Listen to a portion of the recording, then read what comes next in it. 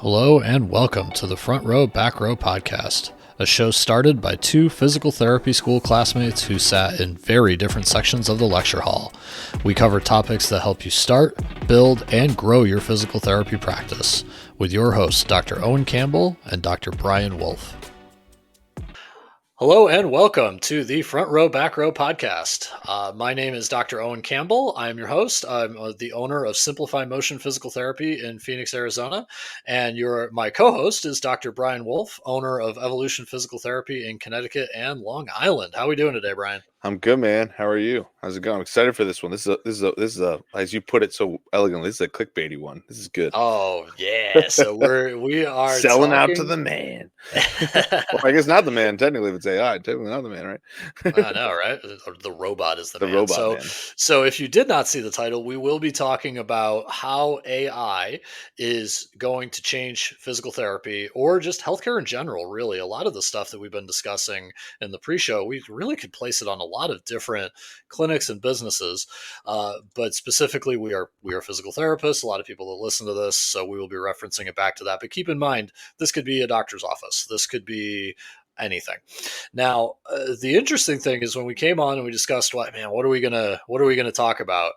Brian was jacked up for this episode. He has been thinking about this all week. So, Brian, tell me why you're excited to talk about AI and what it's going to do for PT. I love that. So I told Owen, I don't know about all week, and I didn't think about it, but so one of the things that I thought about was I was using ChatGPT to help me with some copywriting stuff, and it made me start thinking about how it's made, we've talked a lot about marketing and Facebook marketing specifically. And that is where it's really helped me a ton, because I can remember when I first started doing this, how frustrating this process was, because one of the things about private policies and things that you need to do when you're advertising on Facebook is you need to make sure there's certain words you aren't using.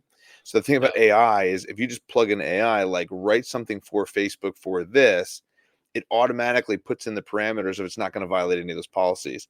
So it was, I mean, again, like just banging my head against the wall this morning for an hour and a half, 2 hours, trying to put stuff in from a perspective of I'm trying to like target everything. And again, remember when I first started doing this, there was no AI. It didn't exist.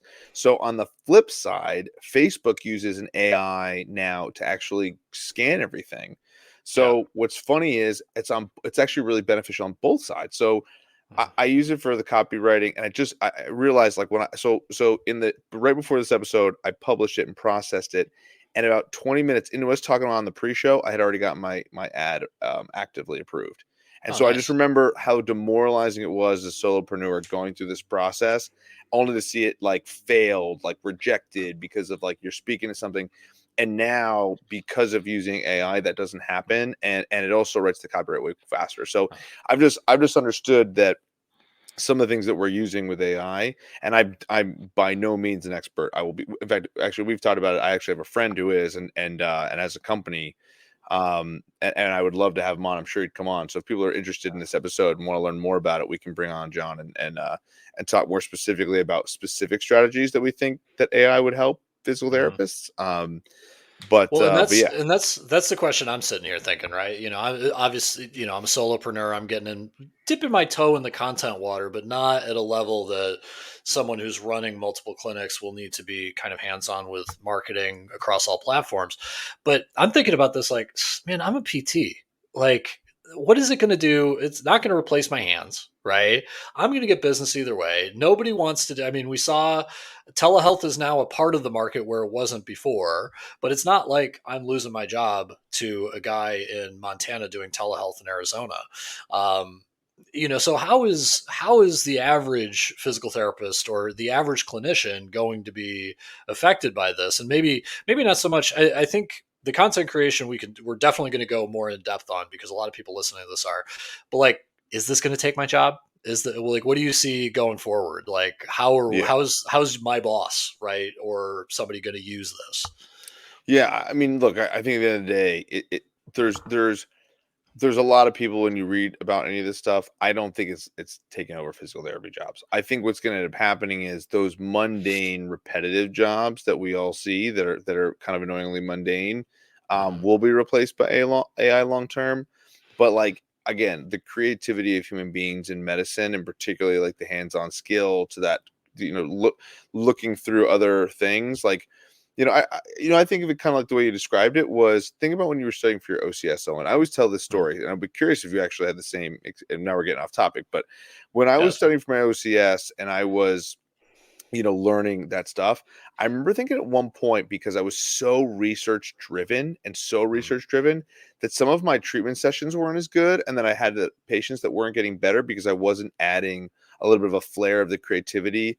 And if you think about it, it's because we're pushing the envelope on some of our anecdotal feedback and some of the people that we've seen in the past that, where like I'm like, oh well, so this person got better with this, even though like it doesn't have a research study on it. And I think that's gonna be a limitation of AI, is it's not gonna be able to think like that. It's not gonna be able to think creativity.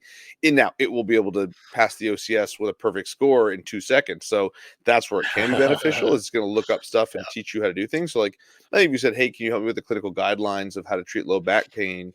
It'll give you the cookie cutter answer, but we also know that there are nuances to that. And I think that's where it's going to Yeah, struggle. And so then to your point, you're gonna have to still do manual therapy. You're gonna still have to program stuff. There's a human element, right? I'm still gonna have to talk to yeah, people, right? Like I'm still gonna, there's a placebo effect in that, and the fact that I'm yeah, coaxing and reassuring and doing that process, making decisions that are a little different. So building trust, that's something yeah, that I'm sure in the beginning AI will not do a good job of. So I don't think it will ever replace physical therapy. However, I think it will streamline a lot of things. And I think as somebody who runs a clinic and does advertising and does different components, it should in theory be really positive for us, because it'll streamline things for us. yeah. I think that you hit the nail on the head. It'll be a much better tool, but it won't be the carpenter, right? Yes. And you see, throughout history, right? The internet did this. Microsoft Excel is famous for this. There were so many people that were put out of jobs because they just needed a job to like count stuff. And then Yeah. once Excel came out, the people who did the counting got retrained in different things and got better, more productive jobs. But the accountants, they were just way more productive, right? Yes. So the hope is that, as a physical therapist, we retain our value to the patient.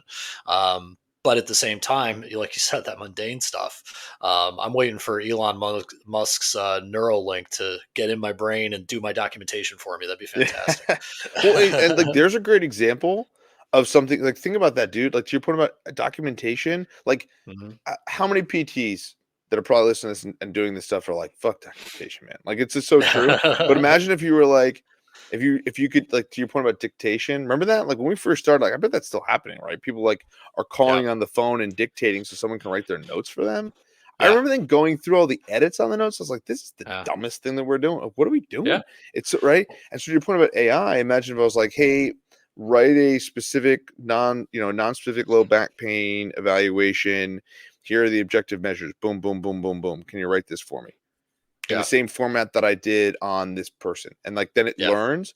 Oh my god, man! Like, could you yeah. imagine? Like, I mean, that's exciting. Like, to your point about why did I get excited? Like, because it's going to take care of all the mundane, dumb shit we don't want to do, right? Like, we want to treat patients. We want to be Yeah. there. Like, it. In a lot of ways, I think it could save our profession from a lot of people who get burned out, Oh and yeah. and then allow them to be more creative in their job and their work. And again, it should improve healthcare. It should Yeah. push stuff forward. So, I think physical therapy will do that in that capacity. And Uh, like you said that, and I didn't even think about it, but totally, I could see a scenario where, there's someone puts together a piece of software, and there's a lot of money to be made in these things because, if someone's like, I figured out how to do documentation, and you don't have to do your notes because AI is going to do it for you. And I think I even yeah. have seen some of those companies are starting to happen. That's, dude, like people could jump all over that. It's awesome. And then on the flip side, like, think about the reporting from an insurance perspective, right? So all of a Yeah. sudden, if I have to have my key KPIs for certain insurance documentation so that it gets justified to a company from an I can tell the Mhm. AI to make sure to optimize it so we actually get like Yeah. the most amount of visits and that kind of Yeah. thing, right? And How then it's many going to do that. how many bills get sent back because it wasn't a appropriate, like the time box wasn't checked, or all these little things, and just to be able to do that would be great.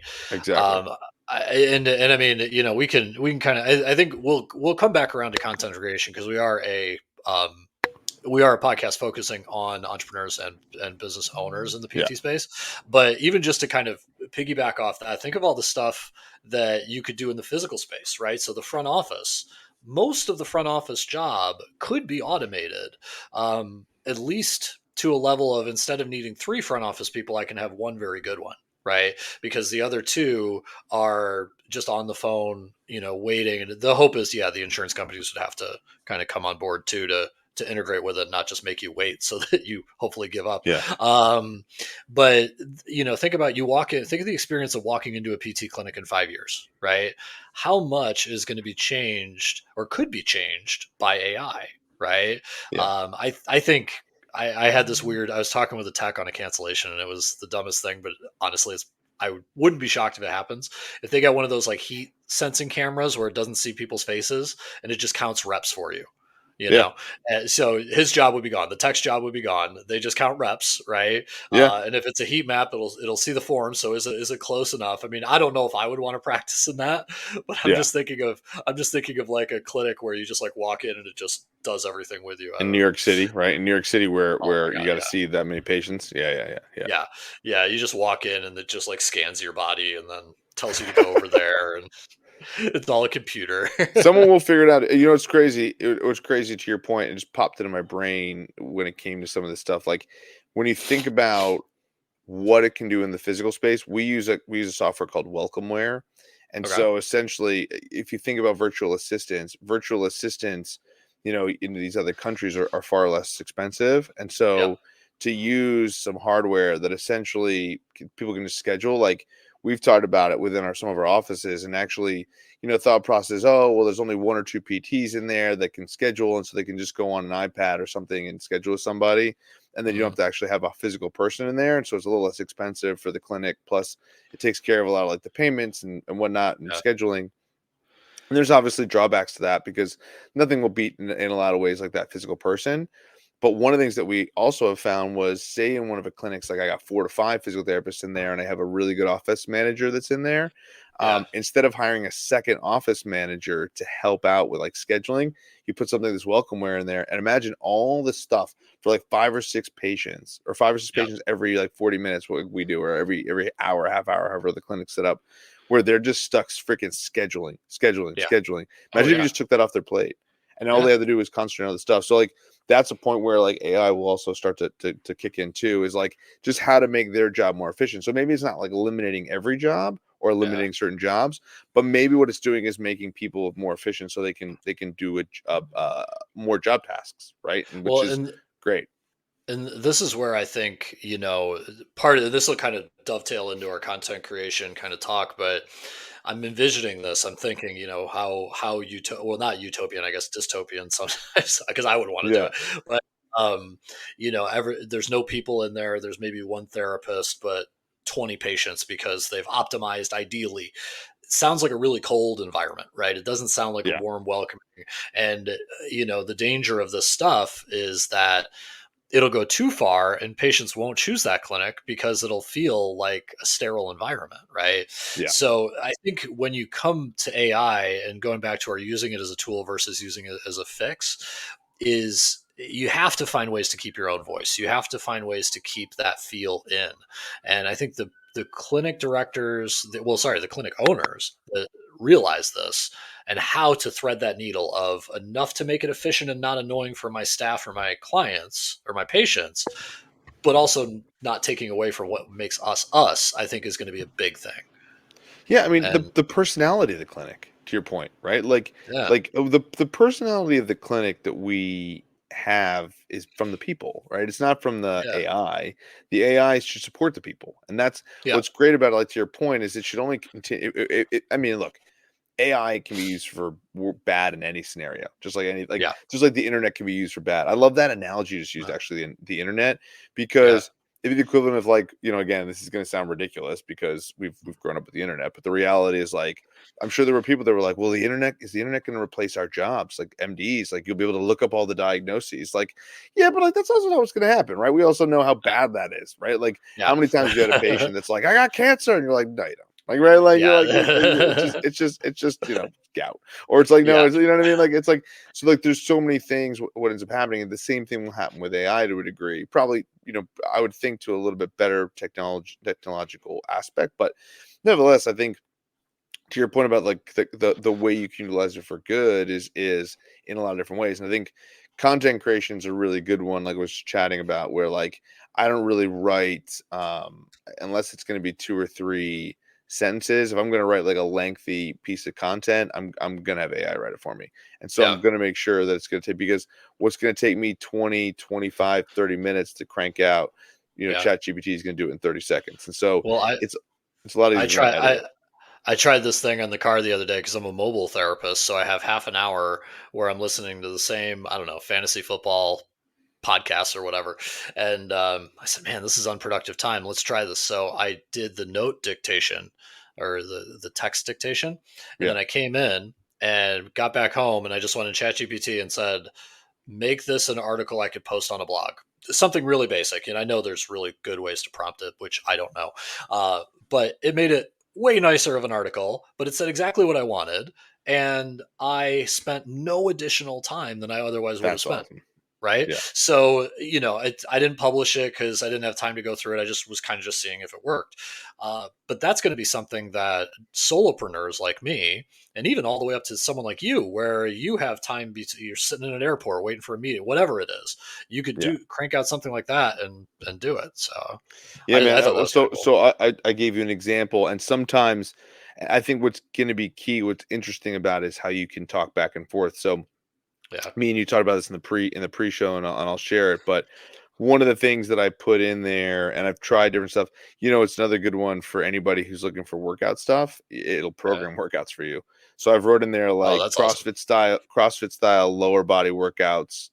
So like this is one that I went back and forth.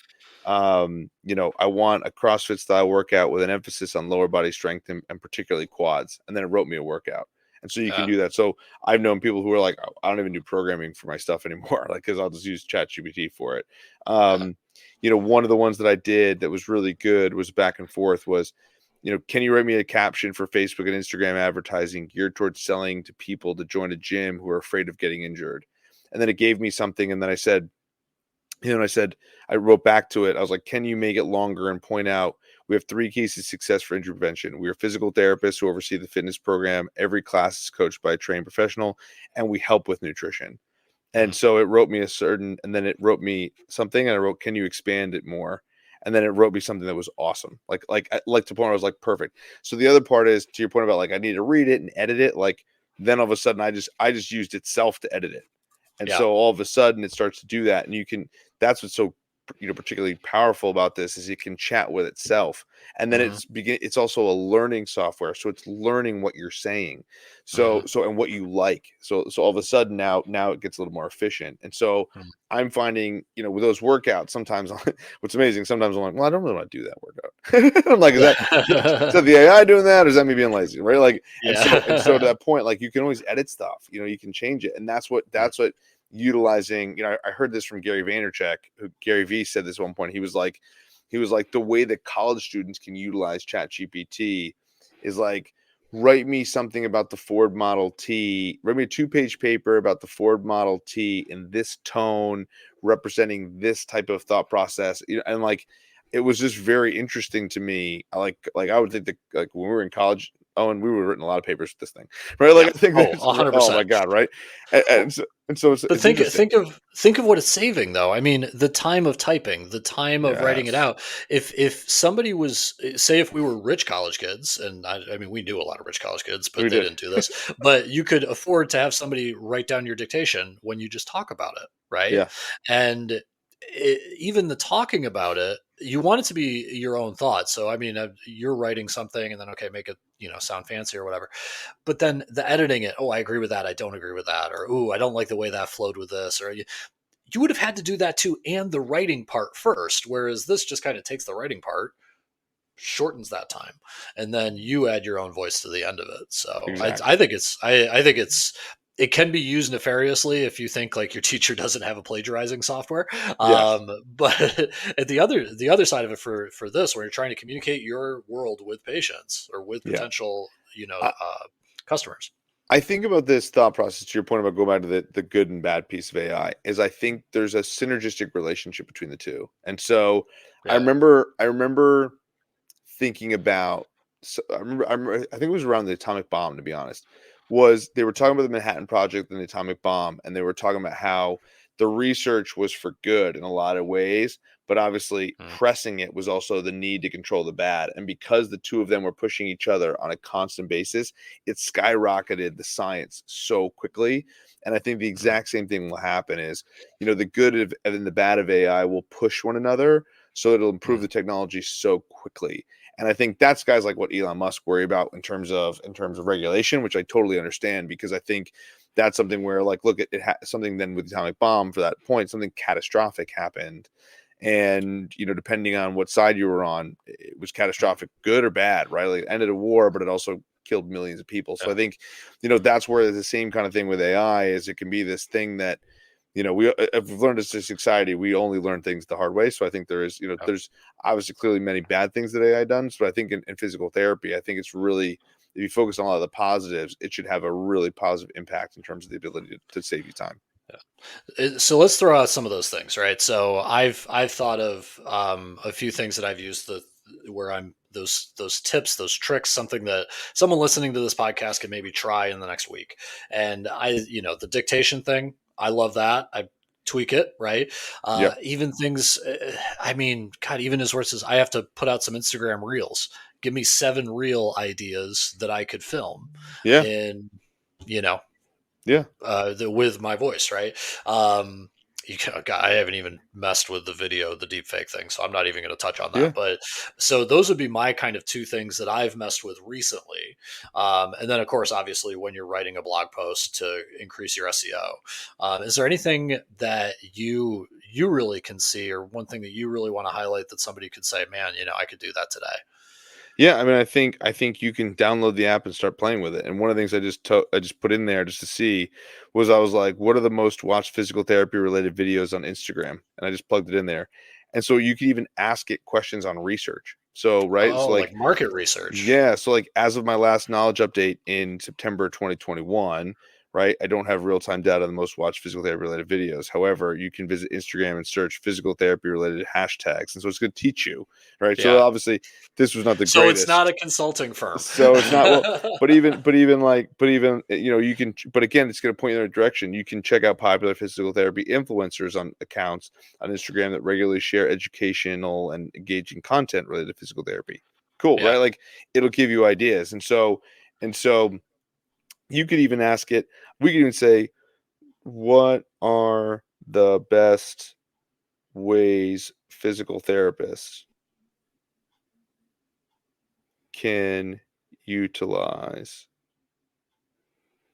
AI,